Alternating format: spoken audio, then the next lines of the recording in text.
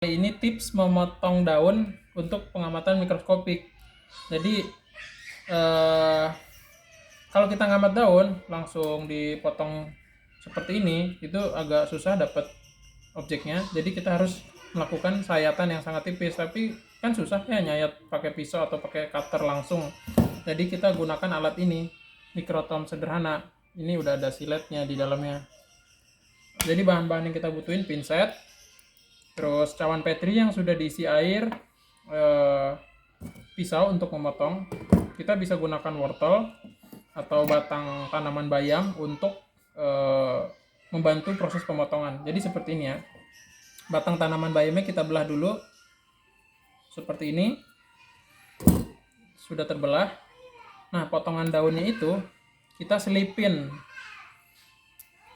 di bagian sini. Ya. Jadi seperti ini. Sudah diselipin.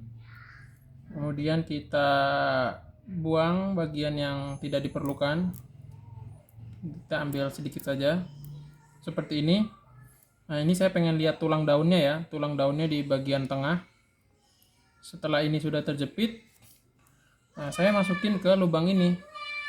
Lubang mikrotom ini, teman-teman. Nah, ini sesuai. Jadi kenapa saya pakai batang tanaman bayam? Karena diameternya ini sama. Jadi kejepit gitu ya objeknya. Nah, gini. Baru kita potong. Kita tahan. Kita potong. Perhatiin. Nah, pemotongan yang pertama itu akan kita buang. Nah, kita ambil. Baru kita dorong pelan-pelan sampai kita dapat sayatan paling halus. Nah, ini kita ambil hasil sayatan daunnya, kita simpan di cawan petri yang sudah diisi air. Ini halus sekali ini, teman-teman.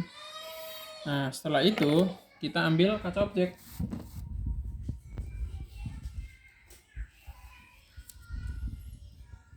Nah, sampel yang tadi kita letakkan di atas kaca objek.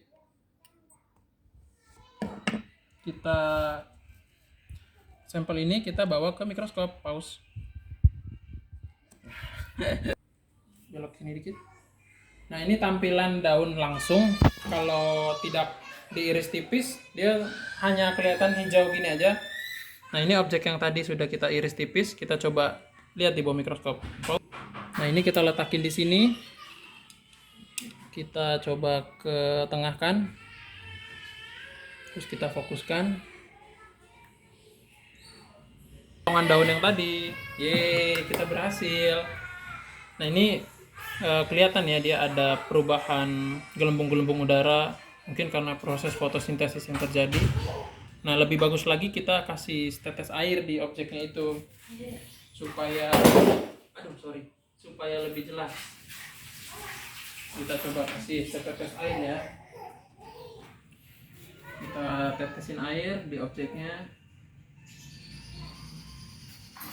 Nah, ini udah masuk airnya. Kita coba fokusin. Nah, ini dia pergerakan cairannya ya di dalam sel-sel daun yang tadi sudah kita iris tipis. Nah, jadi fungsi dari bagian kapiler atau jadi di dalam daun itu kan ada semacam jalan transportasi untuk airnya gitu ya, untuk zat-zat nutrisi. Nah, ini yang kita sedang lihat langsung di sini, yaitu adalah bagian itu ya. Nah, kalau yang di tepi sini kita bisa lihat sel daunnya di pinggir sebelah sini ya. Nah, kalau ini di tengah ini lebih ke bagian pengangkutan air, pengangkutan zat gitu ya. Nah, ini menggunakan lensa objektif 10 kali, teman-teman. Gitu. Oke, keren banget. Mau lihat kameranya nggak? Nah, ini kamera mikroskopnya dan ini mikroskopnya. So, itu dari tips untuk melakukan pengamatan daun dan membuat sayatan tipis di mikroskop. Terima kasih. Oke, kita coba ke 40 kali. Nah, karena objektif 40 kali ini dia mesti pakai cover glass, jadi kita ambil cover glass dulu. Tadi kita pasang cover glassnya, terus kita pindahin lensanya, kita ganti, kita coba fokuskan. Wow. Nah ini mainin diafragmanya teman-teman, bukaan diafragmanya. Nah ini udah mulai terlihat butir-butir klorofilnya. Ini bisa lebih jelas lagi dengan teknik pemotongan yang lebih tipis lagi. Nah ini tadi belum terlalu tipis.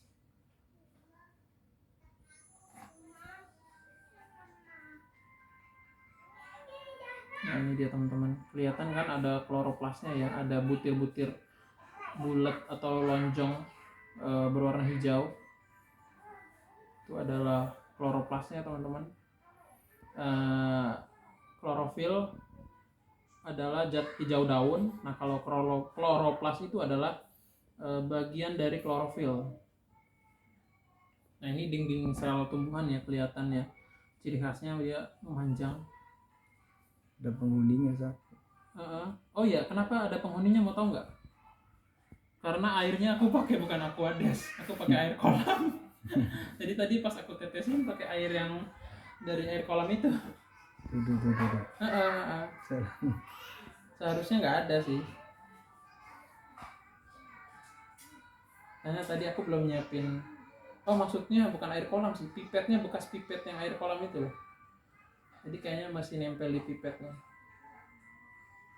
Tapi kalaupun ada yang bergerak bisa jadi juga gelembung sih, gelembung dari. Nah ini lumayan bagus nih. Harusnya sih bisa lebih cakep sih gambarnya.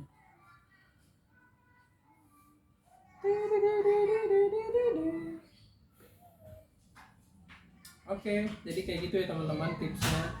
Selamat melakukan pengamatan. Kalian bisa komen-komen di bawah untuk pertanyaan lebih lanjut.